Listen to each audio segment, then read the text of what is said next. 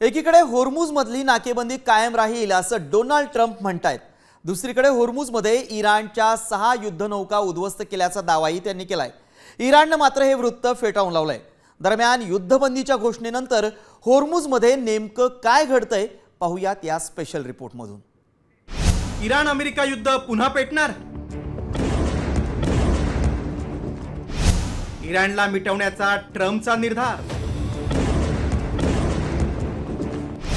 Project freedom इराणचा कर्दनकाळ।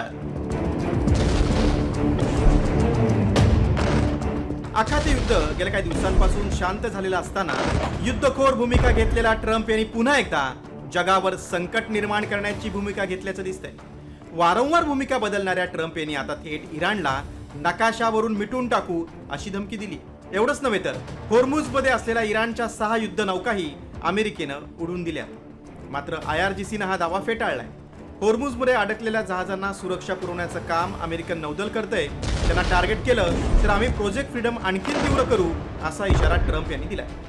अमेरिकेनं project freedom कसं राबवलंय पहा। प्रोजेक्ट फ्रीडम ऑपरेशनमध्ये 15,000 अमेरिकी सैनिक आहेत।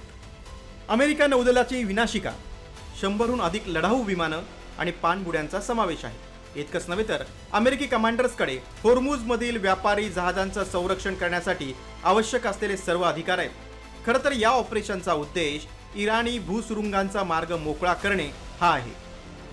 आता ट्रम्प यांच्या धमकीला इराण कसं उत्तर देणार याकडे सगळ्यांचं लक्ष लागून राहिलंय। परंतु प्रोजेक्ट फ्रीडमच्या माध्यमातून ट्रम्प यांचा होर्मुझमध्ये इराणवर दबाव टाकण्याचा प्रयत्न सफल होतो की इराण अमेरिकेच्या या मोहिमेला सडेतोड उत्तर देते ते पाहणं महत्त्वाचं असेल। ब्युरो रिपोर्ट, साम टीव्ही।